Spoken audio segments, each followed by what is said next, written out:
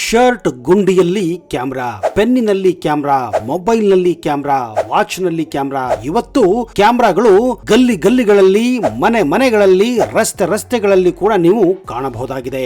ಅಂದ್ರೆ ನೀವು ಮಾಡುವ ಪ್ರತಿಯೊಂದು ಆಗು ಹೋಗುಗಳನ್ನ ಕ್ಯಾಮ್ರಾ ತನ್ನ ಮೂಲಕ ಸೆರೆ ಹಿಡುತ್ತಿದೆ. ಹೀಗಾಗಿ ಕ್ಯಾಮ್ರಾ ಕಣ್ಣಿನಿಂದ ತಪ್ಪಿಸಿಕೊಳ್ಳಲು ಯಾರಿಂದಲೂ ಕೂಡ ಸಾಧ್ಯನೇ ಇಲ್ಲ. ಇವತ್ತು ನೀವು ಒಂದು ಪುಟ್ಟ ಗುಂಡಿಯಲ್ಲೂ ಕೂಡ ಕ್ಯಾಮ್ರಾವನ್ನ ಅಳವಡಿಸಬಹುದಾಗಿದೆ. ಆದ್ರೆ ಹಿಂದೆ ಒಂದು ಕ್ಯಾಮ್ರಾ ಒಂದು ಕೋಣೆಯಷ್ಟು ದೊಡ್ಡದಾಗಿತ್ತು ಅಂದ್ರೆ ನೀವು ನಂಬ್ತೀರಾ? ಹೌದು. ಇಂತಹ ಕೆಲವೊಂದು ಚಿತ್ರ ವಿಚಿತ್ರ ಹಾಗೂ ಕುತೂಹಲ ಭರಿತ ಕ್ಯಾಮ್ರಾ ಬಗ್ಗೆ ಮಾಹಿತಿ ಪ್ರತಿಯೊಬ್ಬರಲ್ಲೂ ಅಚ್ಚರಿಯನ್ನ ಮೂಡಿಸುತ್ತದೆ. ಕ್ಯಾಮ್ರಾ ಮೊದಲ ಬಾರಿಗೆ ಬಳಸಿದ್ದು ಯಾವಾಗ? ಕ್ಯಾಮ್ರಾದ ಪರಿಕಲ್ಪನೆ ಬಂದಿದ್ದು ಯಾರಿಂದ? ಕ್ಯಾಮ್ರಾ ಮೊದಲ ಬಾರಿಗೆ ಯಾವ ದೇಶದಲ್ಲಿ ಬಳಸಲಾಗಿತ್ತು? ಭಾರತದಲ್ಲಿ ಬಳಸಲಾದಂತಹ ಮೊಟ್ಟ ಮೊದಲ ಕ್ಯಾಮ್ರಾ ಹೇಗಿತ್ತು?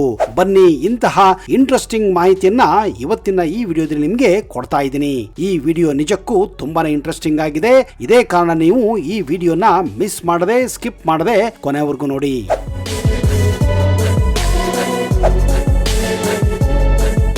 ಸ್ನೇಹಿತರೆ, ಜೀವನದ ಪ್ರತಿಯೊಂದು ಮೂಮೆಂಟ್ಸ್ ಗಳನ್ನ ಸೆರೆ ಹಿಡಿದು ಮುಂದೊಂದು ದಿನ ನಾವು ಅವುಗಳನ್ನ ನೋಡಿ ನಗಲು ಅವಕಾಶ ಮಾಡಿಕೊಡುವುದೇ ಈ ಫೋಟೋಗ್ರಾಫ್ಗಳು, ಚಿತ್ರಗಳು, ವಿಡಿಯೋಗಳು. ಹೌದು, ನೀವು ನಿಮ್ಮ ಚಿಕ್ಕಂದಿನ ಫೋಟೋಗಳನ್ನ ನೋಡಿ ಎಷ್ಟು ಸಂತೋಷ ಪಡುತ್ತೀರೋ ಅದಕ್ಕೆ ಅವಕಾಶ ಮಾಡಿಕೊಡುವುದೇ ಈ ಕ್ಯಾಮ್ರಾ. ನೀವು ನಿಮ್ಮ ಮದುವೆಯ ಫೋಟೋಗಳನ್ನ ನೋಡಿ, ವಿಡಿಯೋಗಳನ್ನ ನೋಡಿ ಇವತ್ತು ಎಷ್ಟೋ ಜನ ಸಂತೋಷ ಪಡುತ್ತಾರೆ ಅಥವಾ ಎಷ್ಟೋ ಜನ ದುಃಖ ಕೂಡ ಪಡುತ್ತಾರೆ. ಇವುಗಳನ್ನೆಲ್ಲ ಸೆರೆ ಹಿಡಿಯುವುದೇ ಈ ಕ್ಯಾಮ್ರಾ. ಹೌದು, ಈ ಕ್ಯಾಮ್ರಾದ ಆವಿಷ್ಕಾರ ಕೂಡ ಅಷ್ಟೇ ಇಂಟ್ರೆಸ್ಟಿಂಗ್ ಆಗಿದೆ. ಇವತ್ತು ಕ್ಯಾಮ್ರಾ ಪ್ರತಿಯೊಬ್ಬರ ಬಳಿ ಕೂಡ ಇದೆ. ಯಾರ ಬಳಿ ಮೊಬೈಲ್ ಇದೆಯೋ ಅವರ ಬಳಿ ಕ್ಯಾಮ್ರಾ ಇದ್ದೇ ಇರುತ್ತದೆ. ಎನಿ ಟೈಮ್ ಎನಿವೇರ್ ನೀವು ಕ್ಯಾಮ್ರಾವನ್ನ ಬಳಸಿ ಫೋಟೋಗಳನ್ನ, ವಿಡಿಯೋಗಳನ್ನ ಮಾಡಬಹುದಾಗಿದೆ. ಆದ್ರೆ ನಿಮಗೆ ಈ ವಿಷಯ ಗೊತ್ತಾ? ಹಿಂದೆ ಒಂದು ಕಾಲದಲ್ಲಿ ಒಂದು ಫೋಟೋ ತೆಗೆಯಬೇಕೆಂದ್ರೆ ಹೆಚ್ಚು ಕಡಿಮೆ ಒಂದು ದಿವಸವೇ ಬೇಕಾಗಿತ್ತು. ಹೌದು, ವಿಶ್ವದ ಮೊಟ್ಟ ಮೊದಲ ಕ್ಯಾಮ್ರಾ ಆವಿಷ್ಕಾರ ಮಾಡಿದಾಗ ಒಂದು ಫೋಟೋ ತೆಗೆಯಲು ಬರೋಬ್ಬರಿ 8 ರಿಂದ 12 ಗಂಟೆ ಕಾಲ ಬೇಕಾಗಿತ್ತು. ಸ್ನೇಹಿತರೆ, ನಮ್ಮ ನೆನಪುಗಳನ್ನ ಶಾಶ್ವತವಾಗಿಡಲು ಹಲವಾರು ಜನರು ತಮ್ಮ ಚಿತ್ರಗಳನ್ನ ಚಿತ್ರಕಾರರನ್ನ ಕರೆಸಿ ಪೇಂಟಿಂಗ್ ಮಾಡುವ ಮೂಲಕ ಅವುಗಳನ್ನ ತಮ್ಮ ಬಳಿ ಇಟ್ಟುಕೊಳ್ಳುತ್ತಿದ್ದರು ಅಥವಾ ಅಂತ ಚಿತ್ರಗಳನ್ನ ನೀಟಾಗಿ ಫ್ರೇಮ್ ಮಾಡಿ ಅವುಗಳನ್ನ ಗೋಡೆ ಮೇಲೆ ಹಾಕುತ್ತಿದ್ದರು. ಹಿಂದೆ ರಾಜ ಮಹಾರಾಜರು ಇದೇ ಕೆಲಸವನ್ನ ಕೂಡ ಮಾಡುತ್ತಿದ್ದರು. ಈ ಒಂದು ಪ್ರಾಕ್ಟೀಸ್ ಇವತ್ತು ಕೂಡ ನಾವು ನಮ್ಮ ಹಳ್ಳಿಗಳಲ್ಲಿ ನೋಡಬಹುದಾಗಿದೆ. ನಮ್ಮ ತಾತಂದಿರ ಫೋಟೋಗಳನ್ನ, ನಮ್ಮ ಅಜ್ಜಿಯರ ಫೋಟೋಗಳನ್ನ ಎಷ್ಟೋ ಜನ ತಮ್ಮ ಮನೆಯಲ್ಲಿ ಫ್ರೇಮ್ ಹಾಕಿ ಗೋಡೆ ಮೇಲೆ ಹಾಕಿರುವ ಪ್ರಸಂಗಗಳನ್ನು ನಾವು ನೋಡುತ್ತೇವೆ. ಅವುಗಳಲ್ಲಿ ಹೆಚ್ಚಾಗಿ ಕೆಲವೊಂದು ಪೇಂಟಿಂಗ್ ಗಳಿದ್ರೆ ಇನ್ನು ಕೆಲವು ಬ್ಲಾಕ್ ಅಂಡ್ ವೈಟ್ ಫೋಟೋಗಳು ಕೂಡ ಇವೆ. ಅಂದ ಹಾಗೆ ಈ ಅದ್ಭುತ ಕ್ಯಾಮ್ರಾದ ಪರಿಕಲ್ಪನೆ ಮೊಟ್ಟ ಮೊದಲ ಬಾರಿಗೆ ಹುಟ್ಟಿದ್ದು ಗ್ರೀಸ್ ಮತ್ತು ಚೈನಾ ದೇಶದಲ್ಲಿ ಅಂತ ಹೇಳಲಾಗುತ್ತದೆ. ಆದ್ರೆ ಕ್ರಿಸ್ತಶಕ ಪೂರ್ವ 936ರಲ್ಲಿ ಇರಾಕ್ ದೇಶದಲ್ಲಿ ಅಲ್ ಹಜನ್ ಎನ್ನುವ ಒಬ್ಬ ವ್ಯಕ್ತಿ ಈ ಒಂದು ಕತ್ತಲ ಕೋಣೆಯಲ್ಲಿ ಆ ಕೋಣೆಗೆ ಕಿಟಕಿಯ ಮೂಲಕ ಚಿಕ್ಕ ರಂಧ್ರದ ಮೂಲಕ ಬೆಳಕು ಬಿದ್ದಾಗ ಹೊರಗಡೆ ಇರುವಂತಹ ಆ ಚಿತ್ರ ಗೋಡೆಯ ಮೇಲೆ ಉಲ್ಟಾಗಿ ಕಾಣುವುದನ್ನ ಕಾಣುತ್ತಾರೆ. ಇಂತಹ ಕತ್ತಲ ಕೋಣೆಯನ್ನ ಕ್ಯಾಮ್ರಾ ಅಬ್ಸ್ಕ್ಯೂರ್ ಅಂತ ಕರೆಯಲಾಗುತ್ತದೆ.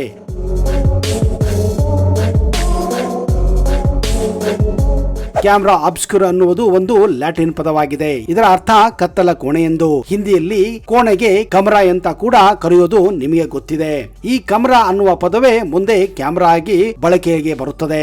1452ರಲ್ಲಿ ಪ್ರಸಿದ್ಧ ಪೇಂಟರ್ ಲಿಯೋನಾರ್ಡೋ ಡಿ ವಿನ್ಸಿ ಈ ಕ್ಯಾಮ್ರಾ ಅಬ್ಸ್ಕ್ಯೂರ್ ಅನ್ನ ಬಳಸಿ ಮೊಟ್ಟ ಮೊದಲ ಪೇಂಟಿಂಗ್ ಅನ್ನ ಕೂಡ ಮಾಡಿದ್ದರು. ಮುಂದೆ ಕ್ಯಾಮ್ರಾ ಅಬ್ಸ್ಕ್ಯೂರ್ ಕಾನ್ಸೆಪ್ಟ್ ಅನ್ನೇ ಬಳಸಿಕೊಂಡು ಹಲವಾರು ಜನ ಕತ್ತಲ ಕೋಣೆ ಮೇಲೆ ಬೀಳುವಂತಹ ಚಿತ್ರಗಳನ್ನ ಬಿಡಿಸಲು ಪ್ರಾರಂಭಿಸುತ್ತಾರೆ.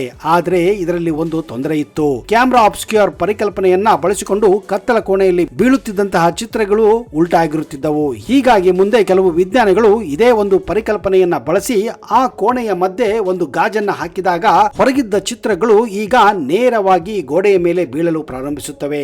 ಈ ಒಂದು ಕಾನ್ಸೆಪ್ಟ್ ಅಂದ್ರೆ ಕತ್ತಲೆ ಕೋಣೆಯ ಪರಿಕಲ್ಪನೆಯನ್ನ 1826ರಲ್ಲಿ ಜೋಸೆಫ್ ನಿಸ್ಫಾರ್ ನಿಪ್ಸೆ ಕ್ಯಾಮ್ರಾ ಅಬ್ಸ್ಕ್ಯೂರ್ ಮತ್ತು ಸಿಲ್ವರ್ ಪ್ಲೇಟ್ ಅನ್ನ ಬಳಸಿ ಮೊದಲ ಶಾಶ್ವತ ಛಾಯಾಚಿತ್ರ ತೆಗೆಯುತ್ತಾರೆ.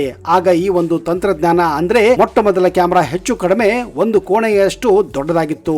ಇದೇ ರೀತಿ ಕ್ಯಾಮ್ರಾ ಬಳಸಲು ಸಾಧ್ಯವಾಗುವುದಿಲ್ಲ ಅಂತ ಅಂದುಕೊಂಡ ನಿಪ್ಸೆ ಈ ಒಂದು ಸಂಪೂರ್ಣವಾದಂತಹ ಕೋಣೆಯ ಪರಿಕಲ್ಪನೆಯನ್ನ ಒಂದು ಚಿಕ್ಕ ಪೆಟ್ಟಿಗೆಯಲ್ಲಿ ಆ ತಂತ್ರಜ್ಞಾನವನ್ನ ಅಳವಡಿಸುತ್ತಾರೆ. ಇದನ್ನ ಪಿನ್ ಹೋಲ್ ಕ್ಯಾಮ್ರಾ ಅಂತ ಕರೆಯುತ್ತಾರೆ. ಮುಂದೆ ಕೆಲವು ತಿಂಗಳ ಕಾಲ ಅವರು ಇದರ ಮೇಲೆ ಇನ್ನಷ್ಟು ರಿಸರ್ಚ್ ಮಾಡುತ್ತಾರೆ. ಆಗ ಅವರು ಕಂಡುಕೊಂಡಿದ್ದು ಸಿಲ್ವರ್ ಪ್ಲೇಟ್. ಹೌದು, ಈ ಸಿಲ್ವರ್ ಪ್ಲೇಟ್ ಅನ್ನ ಪಿನ್ ಹೋಲ್ ಕ್ಯಾಮ್ರಾದ ಹಿಂದೆ ಹಿಂದ್ಗಡೆ ಅಳವಡಿಸಿ ಆ ಪಿನ್ ಹೋಲ್ ಮೂಲಕ ಲೈಟ್ ಅನ್ನ ಬಿಡುತ್ತಾರೆ. ಅವರ ಆಶ್ಚರ್ಯಕ್ಕೆ ಆ ಪಿನ್ ಹೋಲ್ ಮೂಲಕ ಹೊರಗಿನಿಂದ ಬಂದಂತಹ ಆ ದೃಶ್ಯ ಆಸ್ ಇಟ್ ಈಸ್ ಆ ಸಿಲ್ವರ್ ಪ್ಲೇಟ್ ಪೇಪರ್ ಮೇಲೆ ಚಿತ್ರಣಗೊಂಡಿತ್ತು.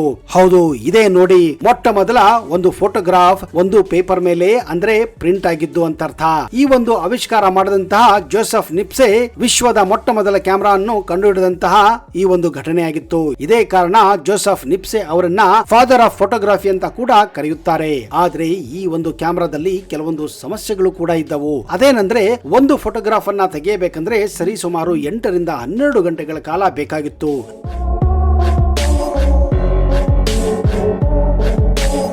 ನೀವು ಯಾವುದೋ ಒಂದು ಕಟ್ಟಡದ ಫೋಟೋ 8 ರಿಂದ 12 ಗಂಟೆ ಕಾಲ ಇಟ್ಟು ತೆಗೆಯಬಹುದು.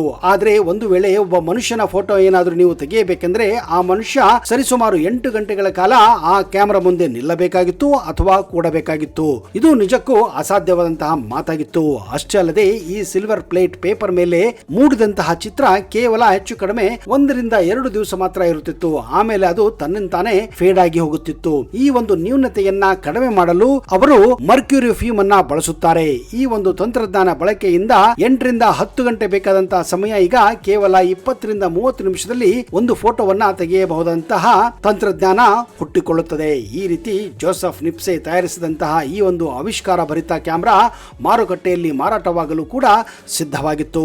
ಇಲ್ಲಿಂದನೇ ನೋಡಿ ಜನಸಾಮಾನ್ಯರು ಕೂಡ ಈ ಒಂದು ಕ್ಯಾಮೆರಾವನ್ನ ಬಳಸಿ ಫೋಟೋಗ್ರಾಫ್ ಅನ್ನ ತೆಗೆಯಲು ಪ್ರಾರಂಭಿಸುತ್ತಾರೆ. ಅದು 1888 ನ್ಯೂಯಾರ್ಕಿನ ಬಿಸಿನೆಸ್ ಮನ್ ಜಾರ್ಜ್ ಈಸ್ಟ್ಮನ್ ಇದರ ಮೇಲೆ ಇನ್ನಷ್ಟು ರಿಸರ್ಚ್ ಮಾಡುತ್ತಾರೆ. ಅವರು ಸಿಲ್ವರ್ ಪೇಪರ್ ಬಳಕೆಯಲ್ಲಿ ಹೊಸ ಆವಿಷ್ಕಾರವನ್ನ ಮಾಡಿ ಮೊಟ್ಟ ಮೊದಲ ಬಾರಿಗೆ ಕ್ಯಾಮೆರಾ ಫಿಲ್ಮ್ಸ್ ಗಳನ್ನ ಕಂಡುಹಿಡಿಯುತ್ತಾರೆ. ಮುಂದೆ ಅವರು 1889ರಲ್ಲಿ ಕೊಡಾಕ್ ಫಿಲ್ಮ್ಸ್ ಅನ್ನುವ ಒಂದು ಕಂಪನಿಯನ್ನ ಅಮೆರಿಕದ ನ್ಯೂಯಾರ್ಕ್ ನಲ್ಲಿ ಪ್ರಾರಂಭಿಸುತ್ತಾರೆ. ಈ ಕಂಪನಿ ಈಗಲೂ ಕೂಡ ನೀವು ಕಾಣಬಹುದಾಗಿದೆ. ಇದು ವಿಶ್ವದ ಮೊಟ್ಟ ಮೊದಲ ಕ್ಯಾಮೆರಾ ಕಂಪನಿಯಾಗಿ ಹೊರಹೊಮ್ಮುತ್ತದೆ. ತದನಂತರ ಹಲವಾರು ಆವಿಷ್ಕಾರಗಳು ನಾವು ಕಾಣುತ್ತೇವೆ. ಮುಂದೆ ಕೊಡಾಕ್ ಕಂಪನಿ ಹಲವಾರು ಕ್ಯಾಮೆರಾಗಳನ್ನು ಕೂಡ ಮಾರುಕಟ್ಟೆಗೆ ಬಿಡುಗಡೆ ಮಾಡುತ್ತವೆ. ಆದ್ರೆ ಇಲ್ಲಿಯವರೆಗೆ ಎಲ್ಲಾ ಕ್ಯಾಮೆರಾಗಳು ಕೇವಲ ಬ್ಲಾಕ್ ಅಂಡ್ ವೈಟ್ ಫೋಟೋಗ್ರಾಫ್ ಗಳನ್ನ ಮಾತ್ರ ತೆಗೆಯುವಂತಹ ಸಾಮರ್ಥ್ಯವನ್ನ ಹೊಂದಿತ್ತು. ಆದ್ರೆ ಈ ಸಮಯದಲ್ಲಿ ಬಣ್ಣ ಬಣ್ಣದ ಫೋಟೋಗ್ರಾಫ್ಗಳು ಬೇಕು ಅನ್ನುವ ಬೇಡಿಕೆ ಕೂಡ ಗ್ರಾಹಕರಲ್ಲಿ ಜಾಸ್ತಿ ಆಗಿತ್ತು. ಮುಂದೆ 1907ರಲ್ಲಿ ಅಗಸ್ಟನ್ ಬ್ರದರ್ಸ್ ಮೊಟ್ಟ ಮೊದಲ ಬಾರಿಗೆ ಆಟೋಕ್ರೋಮ್ ತಂತ್ರಜ್ಞಾನವನ್ನ ಬಳಸಿ ಕಲರ್ ಫೋಟೋಗ್ರಾಫ್ ಅನ್ನ ಕ್ಯಾಮೆರಾ ಮೂಲಕ ತೆಗೆಯುವ ಮೊದಲ ಕ್ಯಾಮೆರಾವನ್ನ ಆವಿಷ್ಕಾರ ಮಾಡುತ್ತಾರೆ. ಸ್ನೇಹಿತರೆ, 2000 ನಂತರ ಹುಟ್ಟಿದಂತಹ ಮಕ್ಕಳಿಗೆ ಇವತ್ತು ಫೋಟೋಗ್ರಾಫ್ ರೀಲ್ಸ್ ಅಂದ್ರೆ ನೆಗೆಟಿವ್ ರೀಲ್ಸ್ ಏನು ಅನ್ನೋದೇ ಗೊತ್ತಿಲ್ಲ. ಅವರಿಗೆ ಏನೇ ಇದ್ರೂ ಡಿಜಿಟಲ್ ಕ್ಯಾಮೆರಾ ನೋಡಿರುವ ಅಭ್ಯಾಸ.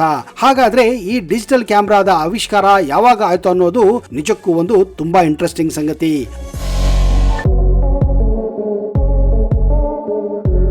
ಅದು 1975 ಕೊಡಾಕ್ ಕಂಪನಿಯಲ್ಲಿ ಕೆಲಸ ಮಾಡುತ್ತಿದ್ದ ಸ್ಟೀವನ್ ಸಾಸನ್ ಅನ್ನುವ ಒಬ್ಬ ವ್ಯಕ್ತಿ ಮೊದಲ ಡಿಜಿಟಲ್ ಕ್ಯಾಮೆರಾವನ್ನ ಕಂಡುಹಿಡಿಯುತ್ತಾರೆ. ಅಲ್ಲಿಂದಲೇ ನೋಡಿ ಈ ಡಿಜಿಟಲ್ ಯುಗ ಆರಂಭವಾಗಿದ್ದು. ಹಿಂದೆ ಫಿಲ್ಮ್ಸ್ ಗಳನ್ನ ಬಳಸಿ ತೆಗೆಯುತ್ತಿದ್ದಂತಹ ಫೋಟೋಗ್ರಾಫ್ಗಳು ಲಿಮಿಟೆಡ್ ಆಗಿ ನೀವು ತೆಗೆಯಬೇಕಾಗಿತ್ತು. ಅಂದ್ರೆ ಒಂದು ಕ್ಯಾಮೆರಾದಲ್ಲಿ ಕೇವಲ 30 ರಿಂದ 35 ಫೋಟೋಗ್ರಾಫ್ ಗಳನ್ನ ರೀಲ್ಸ್ ಬಳಸಿ ನೀವು ತೆಗೆಯಬಹುದಾಗಿತ್ತು. ಆದ್ರೆ ಈಗ ನೀವು ಸಾವಿರಾರು ಚಿತ್ರಗಳನ್ನ ತೆಗೆಯಬಹುದಾಗಿದೆ ಮತ್ತು ಡಿಲೀಟ್ ಕೂಡ ಮಾಡಬಹುದಾಗಿದೆ. ಅಂದ ಹಾಗೆ ನೀವು ಬಳಸುತ್ತಿರುವ ಈ ಸ್ಮಾರ್ಟ್ ಫೋನ್ಗೆ ಮೊಟ್ಟ ಮೊದಲ ಕ್ಯಾಮೆರಾ ಅಳವಡಿಕೆಯಾಗಿದ್ದು 1997ರಲ್ಲಿ ಫಿಲಿಪ್ ಕಹಾನ್ ಎನ್ನುವ ಇಂಜಿನಿಯರ್ ಈ ಒಂದು ತಂತ್ರಜ್ಞಾನವನ್ನ ಮೋಟೋರೋಲಾ ಫೋನಿನಲ್ಲಿ ಮೊಟ್ಟ ಮೊದಲ ಬಾರಿಗೆ ಅಳವಡಿಸುತ್ತಾರೆ. ಕ್ಯಾಮೆರಾಗಳನ್ನು ಕೇವಲ ಫೋಟೋಗ್ರಾಫ್ಗಳನ್ನು ತೆಗೆಯಲು ಅಥವಾ ವಿಡಿಯೋಗ್ರಾಫ್ ಅನ್ನು ತೆಗೆಯಲು ಇವತ್ತು ನಾವು ಬಳಸುತ್ತಿಲ್ಲ. ಬದಲಾಗಿ ಪ್ರತಿಯೊಂದು ಮನೆಯ ಹೊರಗಡೆ, ಮನೆಯ ಒಳಗಡೆ, ಬ್ಯಾಂಕು, ಶಾಪ್ಗಳ ಒಳಗಡೆ ಎಲ್ಲ ಕಡೆಯೂ ನಾವು ಇತ್ತೀಚೆಗೆ ಸಿಸಿಟಿವಿ ಕ್ಯಾಮೆರಾಗಳನ್ನು ಕೂಡ ಕಾಣುತ್ತಿದ್ದೇವೆ. ಯಾಕಂದ್ರೆ ಇವತ್ತು ಯಾವುದೇ ರೀತಿಯ ಅಪರಾಧವನ್ನ ತಡೆಗಟ್ಟಲು ಈ ಸಿಸಿಟಿವಿ ಕ್ಯಾಮೆರಾಗಳು ಬೇಕೇ ಬೇಕಾಗಿವೆ. ಇವು ಹದ್ದಿನ ಕಣ್ಣಿನ ಹಾಗೆ ಪ್ರತಿಯೊಂದು ಆಗು ಹೋಗುಗಳನ್ನ ಸೆರೆ ಹಿಡಿಯುತ್ತವೆ. ಅಂದ ಹಾಗೆ ಮೊಟ್ಟ ಮೊದಲ ಸಿಸಿಟಿವಿ ಕ್ಯಾಮೆರಾವನ್ನ ಜರ್ಮನಿಯ ಮಿಲಿಟರಿಯಲ್ಲಿ 2ನೇ ಮಹಾಯುದ್ಧದಲ್ಲಿ ಅಂದ್ರೆ 1942ರಲ್ಲಿ ಬಳಸಲಾಗಿತ್ತು. ಸಿಸಿಟಿವಿ ಅಂದ್ರೆ ಕ್ಲೋಸ್ಡ್ ಸರ್ಕ್ಯೂಟ್ ಟೆಲಿವಿಷನ್ ಎಂದರ್ಥ. ಈ ಸಿಸಿಟಿವಿ ಕ್ಯಾಮೆರಾಗಳನ್ನ ಮೊಟ್ಟ ಮೊದಲ ಬಾರಿಗೆ 1968ರಲ್ಲಿ ನ್ಯೂಯಾರ್ಕ್ನ ಕೆಲವೊಂದು ಪ್ರಸಿದ್ಧ ರಸ್ತೆಗಳಲ್ಲಿ ಇವುಗಳನ್ನ ವಾಣಿಜ್ಯ ಬಳಕೆಗಾಗಿ ಬಳಸಲಾಗುತ್ತದೆ. ಯಾಕಂದ್ರೆ ಈ ರಸ್ತೆಯಲ್ಲಿ ಆ ಸಮಯದಲ್ಲಿ ಹಲವಾರು ಅಪರಾಧಗಳು, ಕಳ್ಳತನಗಳು ನಡೆಯುತ್ತಿದ್ದವು. ಅವುಗಳನ್ನ ತಡೆಗಟ್ಟಲು, ಅವುಗಳನ್ನ ಕಂಡುಹಿಡಿಯಲು ಮೊಟ್ಟ ಮೊದಲ ಬಾರಿಗೆ ಈ ಸಿಸಿಟಿವಿ ಕ್ಯಾಮೆರಾಗಳನ್ನ ನಗರಾದ್ಯಂತ ಅಳವಡಿಸಲಾಗಿತ್ತು. ಈಗ ನಾವು ವಿಶ್ವಾದ್ಯಂತ ಪ್ರತಿಯೊಂದು ಜಾಗದಲ್ಲಿಯೂ ಹೆಚ್ಚು ಕಡಿಮೆ ಸಿಸಿಟಿವಿ ಕ್ಯಾಮೆರಾಗಳನ್ನ ಕಂಡೇ ಕಾಣುತ್ತೇವೆ. ಕ್ಯಾಮೆರಾದ ಆವಿಷ್ಕಾರ ಈ ರೀತಿ ಪ್ರತಿಯೊಂದು ಕ್ಷೇತ್ರದಲ್ಲಿ, ಪ್ರತಿಯೊಂದು ಸಮಯದಲ್ಲಿ ನಿರಂತರವಾಗಿ ನಡೆಯುತ್ತಿದೆ ಅಂದ್ರೆ ನೀವು ನಂಬಲೇಬೇಕು. ಮುಂದೊಂದು ದಿನ ನಿಮ್ಮ ಕಣ್ಣುಗಳಲ್ಲಿಯೇ ಕ್ಯಾಮೆರಾಗಳನ್ನ ಅಳವಡಿಸುವ ತಂತ್ರಜ್ಞಾನ ಕೂಡ ಬರಬಹುದು. ಒಂದು ವೇಳೆ ನಿಜಕ್ಕೂ ಆ ದೇವರು ಕೂಡ ಅಪ್ಡೇಟ್ ಆಗಿದ್ದರೆ ಕ್ಯಾಮೆರಾಗಳನ್ನ ಆ ಕಣ್ಣಿನಲ್ಲೇ ಹಾಕಿ ಮನುಷ್ಯನನ್ನ ಹುಟ್ಟಿಸಪ್ಪ ಅನ್ನೋ ಒಂದು ಬೇಡಿಕೆಯನ್ನ ನಾನು ಆ ದೇವರಿಗೆ ಬೇಡಿಕೊಳ್ಳುತ್ತೇನೆ. ಹಾಗೆಯೇ ನಿಮ್ಮ ಕೈಗಳಲ್ಲೂ ಕೂಡ ಮೊಬೈಲ್ ಅನ್ನ ಅಳವಡಿಸಿ ಹುಟ್ಟಿಸುವಂತ ಆ ದೇವರಲ್ಲಿ, ಆ ಈಶ್ವರನಲ್ಲಿ ನಾನು ಪ್ರಾರ್ಥನೆ ಮಾಡುತ್ತೇನೆ. ಮೇ ಬಿ ಆ ದೇವರು ಕೂಡ ಅಪ್ಡೇಟ್ ಆಗಬೇಕು, ಅಪ್ಡೇಟ್ ಆಗುತ್ತಾನೆ ಅನ್ನುವ ಭರವಸೆ ನನಗಿದೆ. ಅಂದ ಹಾಗೆ ಈ ಕ್ಯಾಮೆರಾದ ಮಾಹಿತಿ ನಿಮಗೆ ಹೇಗನಿಸಿತು ಹಾಗೂ ನಿಮ್ಮ ಅನಿಸಿಕೆಗಳನ್ನ, ನಿಮ್ಮ ಅನುಭವಗಳನ್ನ ದಯವಿಟ್ಟು ಕಮೆಂಟ್ ಬಾಕ್ಸ್ ಅಲ್ಲಿ ಬರೆಯಿರಿ.